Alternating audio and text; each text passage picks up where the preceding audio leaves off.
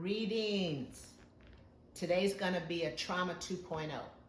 We started it a few days ago, and now I want to follow up and add some points that I didn't mention the first time, and I really think they're important points to share. So here's where I want to start. I want to start by saying to you, I cannot tell you how often I hear the term childhood trauma. If I had $5 for every time I've heard it, I could be in Hawaii right now and not doing this video, or I'd be doing this video on the beach, because it's such a common topic. And unfortunately, it's not a positive, it's not a joyful topic, but I hear that term so often. And although I said last week, you don't have to get stuck in your trauma. As I said to you last week, if you do the work, you can work through the triggers associated with the trauma. But what I want to say this week is that if you don't do the work, if you don't work through the trauma, you're going to pass it on. And whether you pass it on to your children or to people at work or to a spouse or to your friend groups, you're going to pass it on because it's not healed and it's still there and it's still impacting how you relate to other people. So I want to start out today making that crystal clear. Unresolved trauma doesn't go away. It may get suppressed. It may morph into something that doesn't look like trauma, but it doesn't go away. And worst of all, it gets passed on. Now, it may get passed on in various forms. It may get passed on as you being a person who inflicts trauma. I know you don't want to hear that.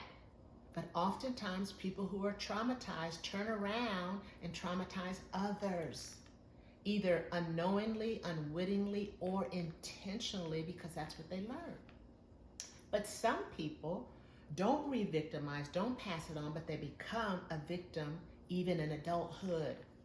And they're still acting as though they were that child of trauma who cannot escape being traumatized over and over and over again.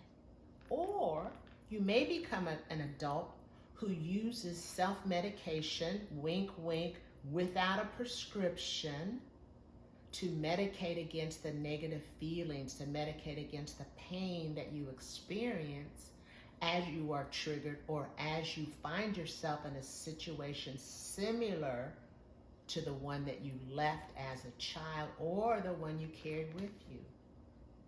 And I've got to say that, and you've got to hear me say that, because that's legit. And we want to fool ourselves, and we want to believe that we can stuff it, we can minimize it, we can ignore it, or that it'll just go away spontaneously. Not. And so I am on board to remind you today, please understand that if you don't heal and do the work required to heal, you will re-victimize, or you will victimize or maintain your role as a victim. Now, let me say a couple of other things that I didn't mention last time. Childhood trauma and adult trauma overlap, of course, but there's some distinctions between what we experience as a child and what we experience as an adult. One of the most significant differences is the fact that children don't have the cognitive abilities, the experience, or the wisdom to process their trauma appropriately, effectively, more often than not. And I think I said it last time, and they make decisions about themselves based upon the trauma that may be highly inappropriate and flat out incorrect. And we have to understand, if we don't help children process childhood trauma, they're probably not going to be able to do a good job on their own. And so if you're debating on whether or not you want to allow your child to have some treatment or therapy because of the trauma they experienced, please don't hesitate, because they need it. And if you don't give it to them, they won't get it. And if I have a frustration in working with children and adolescents, one of my main frustrations is parents don't give them the opportunity to get the level and degree and amount of therapy that they really need to really fully heal. And fully healing doesn't mean I won't remember it and doesn't mean I won't ever be triggered again, but it means that I have the skills to cope with the triggers and the feelings that arise when I am exposed to people or situations that may re-trigger me. So that's one of my pet peeves. So I want you to hear me remind you that what I experienced traumatically as a child can have repercussions that what I experienced as an adult may not have, but they both require me to get some help so that I can heal and not perpetuate the traumatic experience onto other relationships in my life. And then finally, the other thing that I didn't talk about last time that I want to talk a little bit about, because I said it before, one size doesn't fit all. So I talked a little bit about, talk therapy and cognitive behavioral therapy and sitting on the sofa and expressing your feelings. And yes, those are methods that people can use to heal from, recover from traumatic experiences. But they're all techniques and methods don't work the same way for everyone. And so I don't want to go into the weeds about all of the different therapies that are available, but I want you to hear me say that you can't figure this out on your own, and you probably will need the help of a mental health professional to figure out what works best for you. Because talk therapies are not the only options.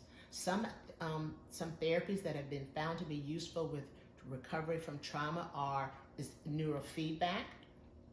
That is a technique that helps individuals process and redirect the brain energy into a less, stimulating, arousing kind of a response when triggers are present. And that's something that only a neurofeedback trained psychologist or MD are able to do. I can't do that. I've never been taught that, so I can't do that.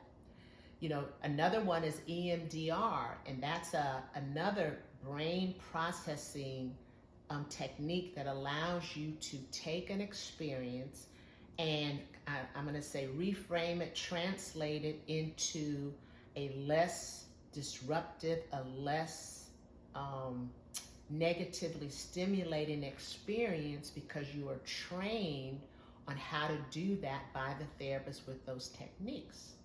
Meditation is something that some people have found to be very successful, that I am able to achieve a level of calmness, relaxation that allows me to face challenges and experiences in life more effectively, so that I'm not overly aroused or overly stimulated when I'm faced with something that reminds me or triggers my experiences from the past.